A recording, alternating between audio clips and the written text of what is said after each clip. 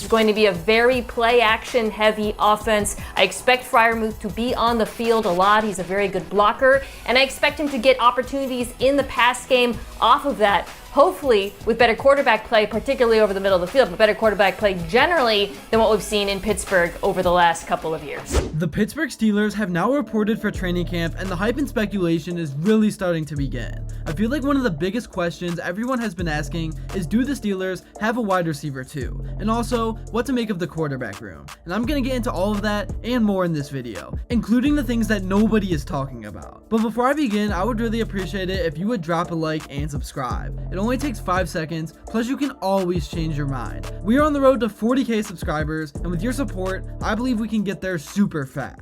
Alright, so with training camp set to begin, the big question is whether Russell Wilson can perform better at quarterback for the Steelers than we've seen since 2020 with Ben Roethlisberger. Mike Tomlin has said Russell Wilson is in the pole position, but it seems like he's already taken the starting job. I expect him to get the majority of first team reps, and he's shown reasons for optimism. He's supported by a strong running game and a deep threat in George Pickens. The big question is how he'll mesh with the offensive coordinator, especially targeting the middle of the field, which hasn't been his strong suit to say the least. And the early glimpses in 7 shots will be telling. How Russell Wilson handles those situations will generate plenty of talk. He isn't necessarily known as a red zone quarterback, but his mobility and play action capabilities could be game changing. Russell's ability to scramble and extend plays is something we won't fully see until game situations. His leadership and experience will definitely be crucial, and if he can get the ball to the right place and make the right decisions, this offense could really thrive. Here's what the media has to say about Russell Wilson. Russell Wilson has heard what everybody said, and he said, see me in streets. I will uppercut you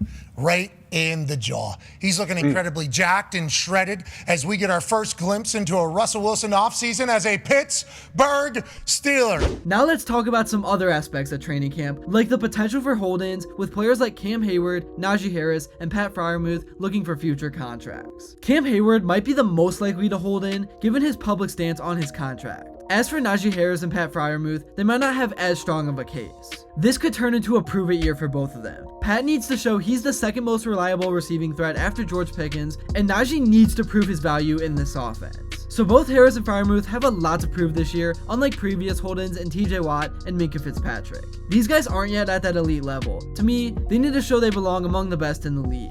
So yeah, Cam Hayward might have the leverage to hold in, but the other guys should be out there trying to prove themselves. The Steelers have been trending more towards what does the league value as far as how they make their decisions and how they move around. So maybe they look at running back and they say backs are not valued at that high, so there's no need to pay Najee Harris more than what they think they have to. Coming into camp, the Steelers have a plethora of wide receivers, including Van Jefferson, Calvin Austin, and Roman Wilson. None have established themselves as the clear number 2, but the Steelers also figure to have a run-first identity, as we all know. And that, coupled with Arthur Smith's tight end friendly offense, could de-emphasize the need for a true number 2 wide receiver. And though the free agent market is dying up, don't rule out the team adding another playmaker in training camp. And now to move on to the QBs, yes, Wilson is most likely going to be the starter, but he still has plenty to prove after a rocky 2-year tenure in Denver. His numbers improved in that second season with the Broncos, throwing 26 touchdowns to just 8 interceptions after throwing 16 touchdowns and 11 interceptions in 2022. But his 50.7 QBR was the second lowest of his career, and he recorded his lowest QBR of 38.7 in that dismal 2022 season. Though he'll turn 36 this season, Wilson said during minicamp that he found the fountain of youth in Pittsburgh. And the Steelers certainly hope that's the case after a complete overhaul of the quarterback room. Both Wilson and the Steelers are searching for a fresh start and playoff success after falling short in recent seasons. And if Wilson can't produce and minimize mistakes from the jump, Justin Fields will be waiting in the wings for his own second chance opportunity. While the quarterback additions dominated headlines, the signing of Patrick Queen is the most crucial for a team that plays in a division dictated by battles on the ground. Though it's likely a coincidence, it's fitting that only a couple hours after the Baltimore Ravens agreed to a deal with powerhouse running back Derrick Henry, the Steelers countered by agreeing to terms with Queen, who's earned a reputation as a 3-down linebacker. The Steelers have long searched for Ryan Shazier's replacement, coming close a year ago with the signing of Cole Holcomb. But Holcomb suffered a season-ending knee injury in the middle of the 2023 season, and his timeline to return to the field is vague. Queen's addition not only upgrades the position, but it also gives the Steelers depth and flexibility as Holcomb continues to rehab. Plus, Queen brings a toughness that will complement veteran Landon Roberts' work ethic and edge rookie Peyton Wilson's explosiveness. Moving on, now I want to talk about some sleepers that could sneak onto the Steelers roster and provide some depth. The first guy is Ryan Watts, a defensive back that was taken in the 7th round. When it comes to the 2024 draft class, Watts could find himself competing to fill not one, but 2 roles with the Steelers this season. As a versatile guy, the Steelers could look at Watts as an option to play both safety and corner. He could find himself bouncing inside and working with the slot corners as well after Cam Sutton's suspension was announced. Expect Watts to get plenty of opportunities to earn a place on the roster this summer.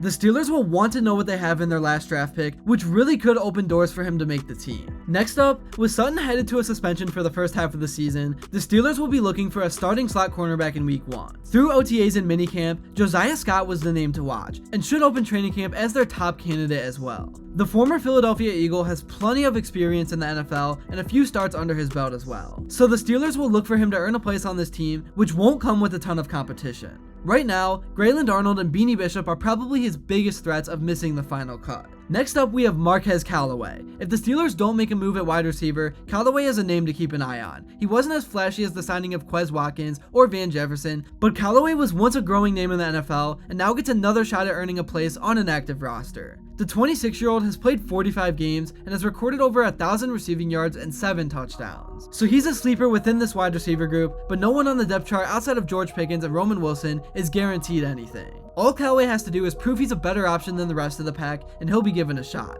And there's like no favorites within this group heading into camp. Let me know in the comments below what under-the-radar players you expect to emerge onto the scene in a Steelers uniform in 2024. It's definitely going to be a very interesting season for this team, and as training camp starts to get in the swing of things, I think we are going to find out more and more about what you can sort of expect out of some of the guys they have. That's all I have to say for this one. Thank you all so much if you made it to this point in the video, and if you enjoyed and haven't yet, please be sure to drop a like and subscribe, because your support truly does mean the world. And until next time, I will see you all later.